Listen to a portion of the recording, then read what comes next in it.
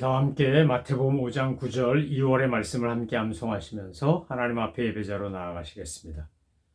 화평하게 하는 자는 복이 있나니 그들이 하나님의 아들이라 일컬음을 받을 것이며. 아멘. 찬송가 516장 옳은 길 따라 의의 길, 우리 고백을 담아 함께 찬양하시겠습니다.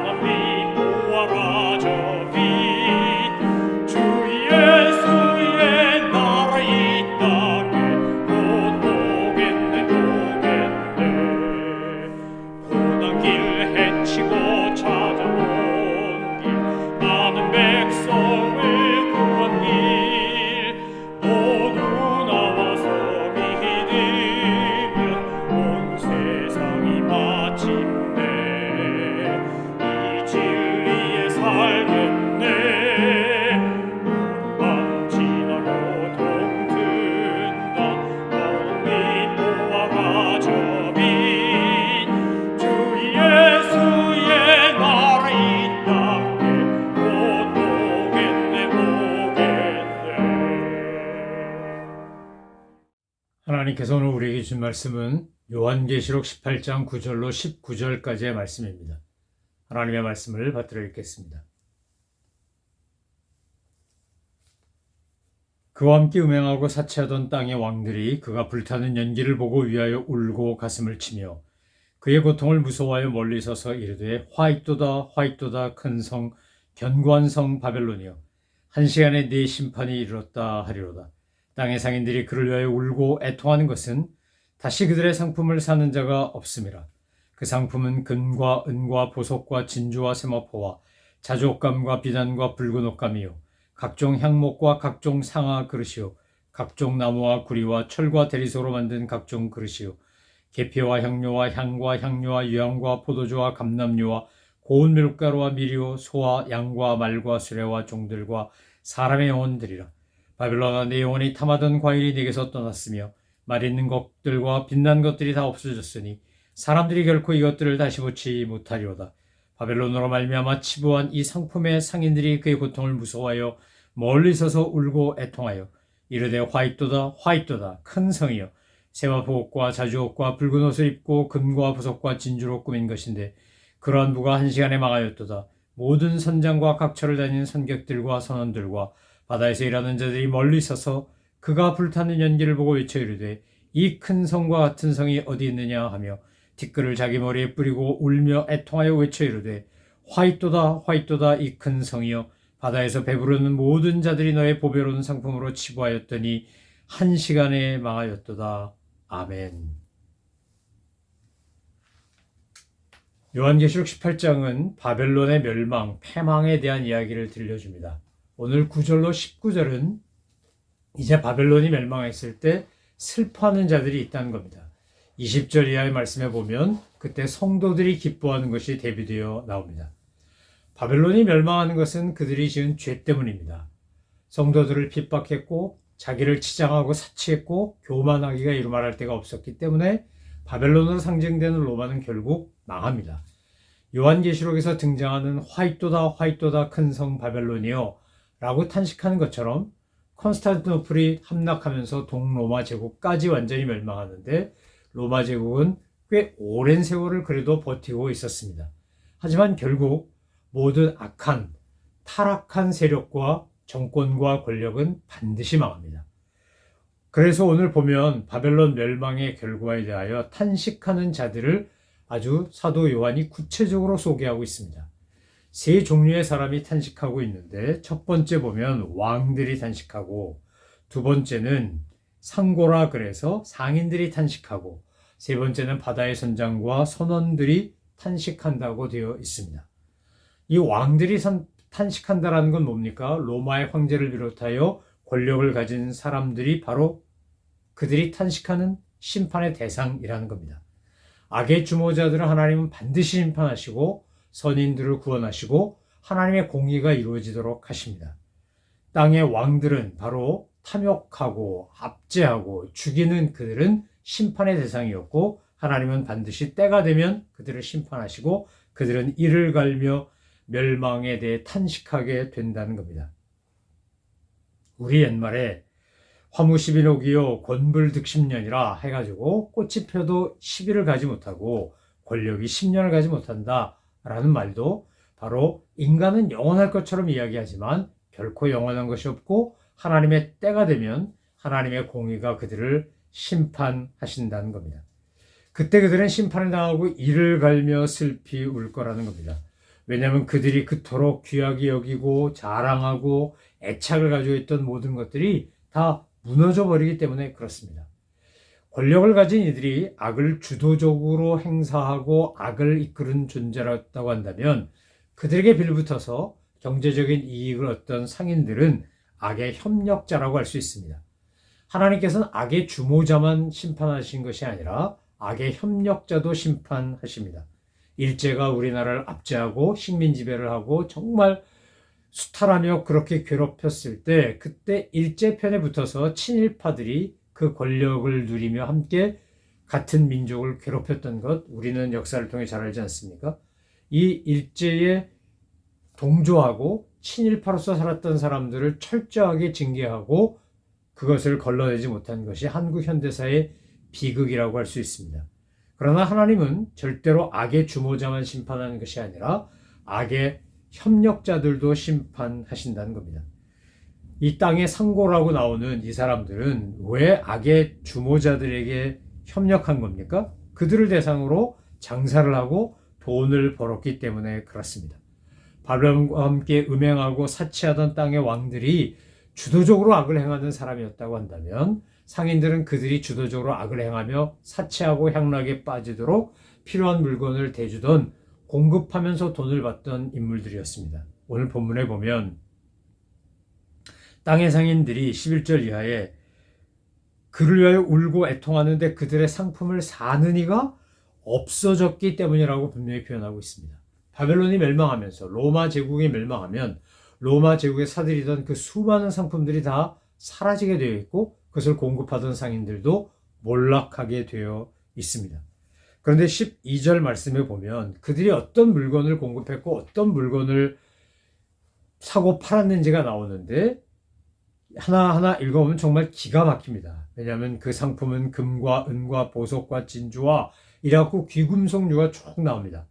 세마포옷과 자주옷감과 비단과 붉은 옷감이라고 해서 질 좋은 의류가 나오고요. 그 다음에 각종 향목과 각종 상하기명이요 값진 나무와 진유와 철과 옥석으로 만든 각종 기명이라 그래서 장식품, 가구들 이런 것들이 나옵니다. 그리고 계피와 향료와 향과 유향과 포도주와 감람류와 고운 물과로 미리오 이래가지고 이제 함께 먹고 마시고 하면서 사치를 위해 향락을 위해 쓰던 음식들, 또 향신료들, 또 향수와 같은 것들이 나옵니다. 그런데 더 기가 막힌 건 뭐냐? 소와 양과 말과 수레와 종들과 그 다음에 나오는 사람의 영혼들이라 이렇게 되어 있습니다. 이 노예 상인들이 소위 말해서 로마 제국에 물건을 공급하고 필요를 채워주며 돈을 벌던 사람들은 뭐까지 팔았다는 겁니까? 종들과 사람의 영혼들까지 팔았다는 겁니다. 노예 상인을 하고 인간을 사고 팔고, 더 기가 막힌 건 성경에 인간의 영혼, 사람의 영혼들이라 한 겁니다. 일제가 식민 지배를 우리를 하면서, 우리 민족을 하면서 학도병으로 끌고 가고 정신대로 끌고 가고 노동자로 데려가고, 그러면서 그들이 그곳에서 정말 몸과 마음이 다 황폐해지고 파괴되도록 하는 것도 바로 이런 거 아니겠습니까? 마지막 때가 되면 인간의 영혼까지도 사고 파는 시대가 된다는 겁니다. 지금도 얼마나 많은 인신매매가 이루어지고 노예 상인이 없어지고 노예 제도가 폐지됐음에도 불구하고 납치를 비롯하여 수많은 방법으로 매춘 사업에 여자들을 끌어들이고 사고팔고 하는 일들이 서슴없이 20세기에도 자행되었습니다. 우리가 살고 있는 시카고에 유명한 마피아 갱들이 있었는데, 그 마피아 갱들이 했던 가장 중요한 수입 중에 하나가 밀주 사업, 매춘 사업, 이런 거였습니다. 알 카포네로 대변되는, 알 카포네로 상징되는 이 시카고 일대의 마피아들이나 범죄 조직은 서슴없이 그런 일을 하고, 자기들의 사업에 방해가 된다고 하면 자기 보스도 제거하고 상대편도 제거하고, 그러면서 끊임없이 범죄의 전쟁을 벌였던 것을 우리는 현대 미국사에서도 보고 알고 있는 겁니다. 그런데 그런 모든 이익을 위하여 사람 목숨까지, 영혼까지 사고 팔던 상고들이 다 어떻게 된다는 겁니까? 바벨론이 멸망하면서 슬퍼하고 있다는 겁니다. 자기들의 물건을 사줄 리가 아무도 없기 때문에 애통했다고 성경은 기록되어 있습니다. 그런데 세 번째 우리가 정말 집중해서 봐야 될 것은 17절 중반절 이하에 나오는, 바로 바벨론 때문에 권력을 휘두르거나 치부한 상인들이 아니라 17절 후반절에 나오는 모든 선장과 각처를 다니는 선객들과 선원들과 바다에서 일하는 자들도 서서 보고 그들이 어땠다는 겁니까? 그 불타는 연기를 보고 외치되 이 큰 성과 같은 성이 어디 있냐며 티끌을 자기 머리에 뿌리고 울며 애통하여 외쳐 이르되 화이또다 화이또다 이 큰 성이여, 바다에서 배 부리는 모든 자들이 너의 보배로운 상품으로 치부하였더니 한 시간에 망하였도다, 이러고 탄식한다는 겁니다. 결국 적극적으로 악을 주도하는 사람, 거기에 협력한 사람뿐만 아니라 방관자로서 떨어지는 부스러기 얻어먹으며 자기도 이익 챙기던 그들도 하나님께서 심판하셔서, 그래서 그들이 결국 하나님 앞에서 울며 탄식하게 된다는 겁니다. 여러분, 주도자, 협력자, 소극적인 협력자이자 방관자 할 것 없이 하나님께서는 악과 관계된 모든 사람, 모든 상황을 심판하십니다. 우리가 이 18장 9절부터 19절까지의 말씀을 읽으며 이 말씀이 우리에게 전하고자 하는 메시지를 우리가 분명히 알아야 되는데, 첫 번째는 뭡니까? 이 세상이 마치 영원한 것처럼 여기서 사치하고 향락 누리고 이 땅에 소망을 두고 사는 것은 참으로 어리석다라는 겁니다. 하나님이 세상을 사랑하는 것은 구원하기 위해 사랑하는 겁니다. 요한복음 3장 16절에 나오는 하나님이 세상을 이처럼 사랑하사의 그 사랑은 죄인들을 구원하기 위하여 불쌍하게 여겨서 그들에게 구세주를 보내시는, 우리에게 구세주를 보내시는 참 감사한 주님의 사랑이지만, 우리가 이 18장 9절에서 19절에서 세상을 사랑하면 안 된다라고 하는 건 여기에 집착하고 여기에 소망을 두고 마치 여기에서 우리가 영원히 살 것처럼 오해하고 착각하며 살면 안 된다는 겁니다. 우리는 천국 시민입니다. 우리는 하나님의 백성입니다. 우리가 돌아가야 될 본향이 있고 때가 되면 누구도 예외 없이 하나님이 부르시면 다 그곳으로 돌아갑니다. 그래서 한국 사람들은 사람이 죽으면 돌아가셨습니다 이렇게 말하지 않습니까? 숨을 주신 분, 우리에게 생명을 주신 하나님께서 숨을 거두시면 돌아가는 겁니다. 그러니까 우리가 정말 이 땅의 소망을 두고 살면 안 되고 영원한 하나님의 나라의 소망을 두고 천국을 바라보는 성도로서 우리의 모든 관심과 열정과 생각이 하나님에게로 집중되어 있어야 한다는 겁니다. 하나님 나라에 초점을 맞추고 살아야 합니다. 두 번째, 우리가 이 땅에 살면서 물질도 필요하고 우리가 사용할 물건도 필요하고 다 필요합니다. 그런데 그것을 숭배하면 안 됩니다. 우리에게 필요한 것 이상으로 사치하고 향락하면 안 됩니다. 예수 믿는 사람들이 예수 안 믿는 사람들보다 검소하고 근검절약하고 열심히 자기를 돌보는 이유는 내게 생긴 잉여 생산물이나 잉여 이익을 가지고 하나님의 이름으로 정말 강도 만난 이웃들에게 필요한 사람들에게 나누고 섬기기 위한 것입니다. 내가 돈이 많다고 내가 가진 게 많다고 사치하고 향락하는 것은 이것은 하나님 앞에서 가증한 죄라고 할 수 있습니다. 사도 바울이 우리에게 가르쳐 주기를 뭐라 그랬습니까? 돈을 사랑하지 마라. 일만하게 뿌리라고 했습니다.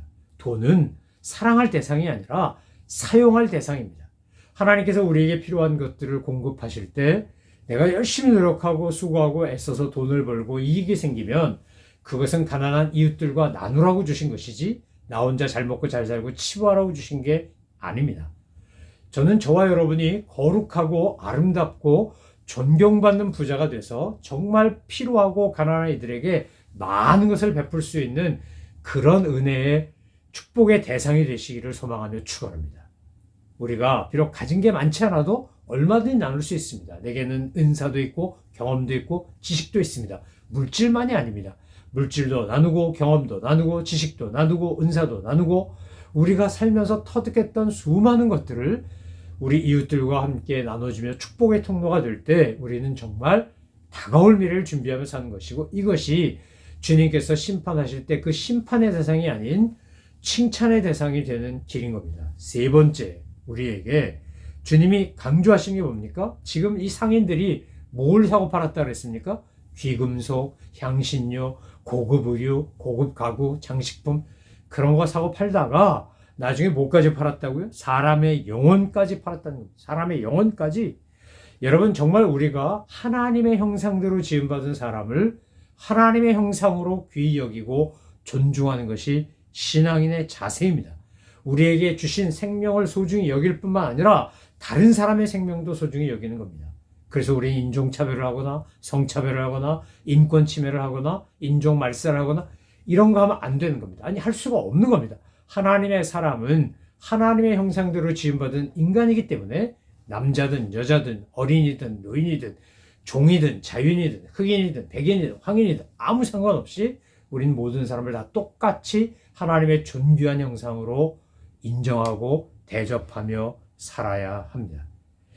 네 번째 우리에게 가르치는 게 뭡니까? 결국 주모자만 또는 협력자만 심판받는 게 아니라 소극적 협력자인 방관자들도 심판받고 그들도 탄식하며 애통하게 될 거라는 겁니다.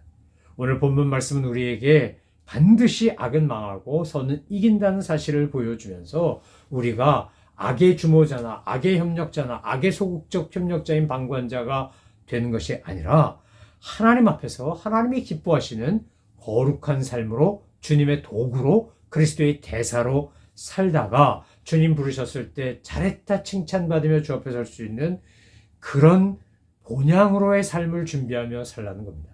여러분 이 세상에 아무리 엄청나 보이고 어마어마해 보이고 굉장해 보여도 그것들은 다 언젠가 때가 되면 무너지고 맙니다. 바벨탑 있었다고 하는데 어디 있는지 알아볼 수 없을 정도로 무너져 내리고 뭐 세계 7대 불가사의 8대 불가사의 별게 다 있지만 그런 것 또한 시간이 지나면 사라지고 말 것입니다. 그런데 우리에게 영원한 건 뭡니까? 하나님의 나라, 하나님의 뜻과 하나님의 섭리대로 살아가면서 주님의 나라를 향하여 주님의 나라를 이루어가며 주님의 나라가 이 땅에 오도록 하며 그렇게 살아가는 성도의 삶이야말로 거룩한 신앙인의 모습이야말로 가장 아름다운 것이고 귀한 것입니다. 우리가 하는 말, 우리가 하는 행동 결국 하나님 앞에 반드시 평가받게 된다는 사실을 잊지 마시고 하나님 앞에서 말과 행동을 삶을 통해 영광을 돌려드리는 거룩한 산제사를 드리는 영적 예배자가 되신 우리 모든 믿음의 식구들 되시기를 소망하며 축원합니다. 기도하겠습니다. 하나님 아버지, 살아계신 하나님께서 공의로운 심판하신다는 사실을 분명히 알고 일시적인 현상들을 보며 낙심하거나 절망하거나 세상 것을 바라보며 부러워하거나 집착하거나 모든 소망을 거기에 두는 어리석은 자가 되지 않고 오직 믿음으로 하늘나라 바라보며 주님과 함께 믿음으로 말씀과 함께 살아가는 저희 모든 믿음의 식구들 다 되게 하여 주옵소서. 감사드리며 이 모든 말씀 우리 구주 예수 그리스도 이름으로 기도 올려옵나이다. 아멘. 하늘에 계신 우리 아버지, 아버지의 이름을 거룩하게 하시며 아버지의 나라가 오게 하시며 아버지의 뜻이 하늘에서와 같이 땅에서도 이루어지게 하소서. 오늘 우리에게 일용할 양식을 주시고 우리가 우리에게 잘못한 사람을 용서하여 준 것 같이 우리 죄를 용서하여 주시고 우리를 시험에 빠지지 않게 하시고 악에서 구하소서. 나라와 권능과 영광이 영원히 아버지의 것입니다. 아멘.